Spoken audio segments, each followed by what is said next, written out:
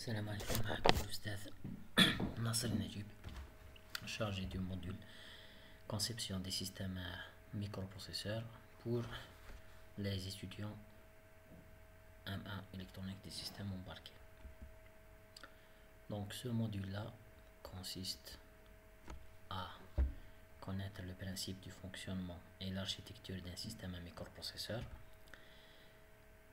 Il va vous aider à savoir, il va vous aider à manipuler le jeu d'instructions d'un microprocesseur, maîtriser la programmation en assembleur et concevoir et réaliser des montages à base de microprocesseurs et des circuits d'interface. Ceci va se faire bien sûr dans les séances de TP grâce à la simulation avec un simulateur 8086. Le module possède un cours, un TD et un TP,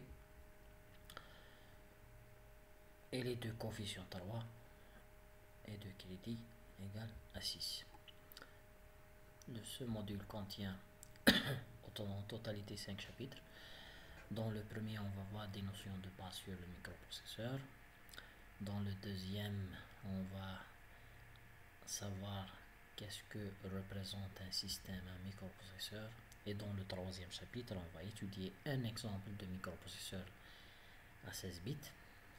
L'exemple qu'on va aborder, c'est le microprocesseur Intel 8086.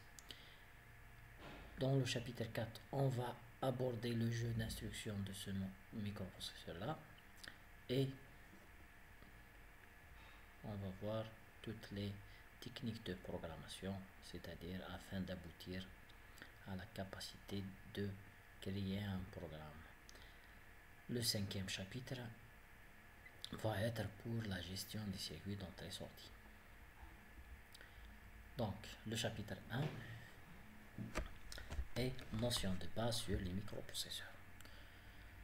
Dans ce chapitre, on va voir l'historique des microprocesseurs, l'évolution de ces microprocesseurs-là dans l'industrie à travers les années jusqu'à aujourd'hui. On va voir les différents types de microprocesseurs qui existent jusqu'à maintenant. Donc vous avez plusieurs exemples. On va voir leur type, leur architecture et leur technologie, c'est-à-dire leur fabrication. Le deuxième chapitre parle des systèmes à microprocesseurs. Donc, généralement, un microprocesseur est intégré dans un système qu'il va gérer. Et bien sûr, on a plusieurs unités qui permettent le dialogue avec les périphériques. Donc, un schéma un peu plus illustratif. Donc, vous avez le CPU qui est le microprocesseur.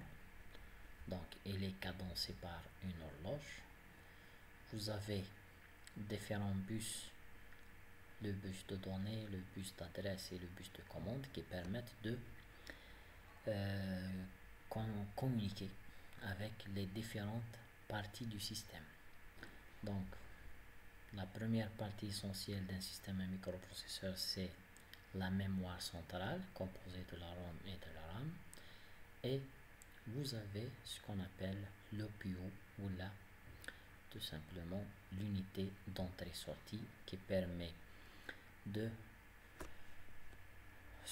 communiquer avec l'extérieur, c'est-à-dire les périphériques par un bus d'entrée-sortie. Les périphériques peuvent être une imprimante, un capteur, un actionneur, une souris, un clavier, etc. Donc, dans ce chapitre, on va aborder l'interfaçage du microprocesseur avec le monde extérieur. On va parler du décodage d'adresse, puisque données et instructions sont sauvegardées dans la mémoire centrale. Donc, on va parler de cette mémoire-là, comment elle est conçue et comment les adresses sont manipulées. Ensuite, on va passer au circuit d'entrée-sortie. On va voir juste un aperçu général.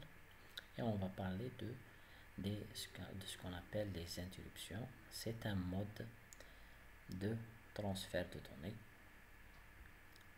Et à la fin, on va parler sur la pile et ses utilisations, chose que vous avez déjà vu, et on va faire un rappel. Le troisième chapitre, c'est étude d'un microprocesseur 16 bits. Dans celui-ci, on va voir l'architecture interne du 8086, c'est-à-dire tous les registres qui sont intégrés. On va voir ça en détail. Et l'architecture externe du 8086 comme deuxième point, c'est-à-dire les différentes broches et les différents signaux électriques qui arrivent et qui sortent de ces broches-là, et bien sûr qui permettent de communiquer avec les parties extérieures. Le quatrième chapitre plutôt, est technique de programmation. Alors, on va voir ici le jeu d'instructions du microprocesseur 8086, le sens de chaque instruction, comment l'utiliser, comment écrire une instruction dans la partie mode d'adressage, comment vérifier ce programme, comment savoir quelle est l'instruction à utiliser à chaque fois. On va utiliser pour simplifier le travail un émulateur qui s'appelle émulateur 8086 dans le TP et dans le TD aussi. Le chapitre 5 parle de la gestion des circuits d'entrée-sortie. Alors, dans cette partie-là, on va aborder les ports d'entrée-sortie, chose que vous connaissez bien sûr. On va aborder l'interface parallèle 8255. C'est une interface qui permet de communiquer entre le microprocesseur et les périphériques. Nous allons parler aussi de l'interface série 8250. C'est une deuxième interface qui permet de faire la communication entre le microprocesseur et l'extérieur. Et à la fin, on va parler de ce qu'on appelle le temporisateur ou bien le timer, c'est-à-dire celui qui permet de gérer un peu tout le travail du microprocesseur. Donc, ces trois circuits-là, on va les aborder en détail, un par un, et on va expliquer comment les communications se font entre eux et l'extérieur, et entre eux et le microprocesseur.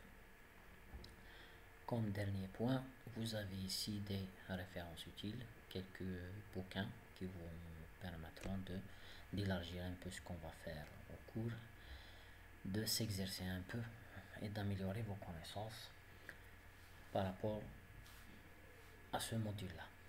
Donc vous pouvez me suivre sur bien sûr la base de l'université module de l'université de Ouargla sur mon compte.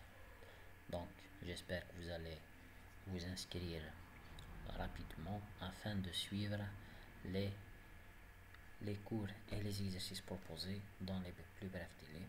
Vous pouvez suivre aussi le site, le deuxième site ici, là où je mets les supports de cours. Ça va être un téléchargement rapide, ça va vous aider à télécharger rapidement vos cours. Et bien sûr, ceci est ma chaîne YouTube, je mets des vidéos intéressantes à chaque fois, vous pouvez les consulter. Donc, ça va être tout pour aujourd'hui.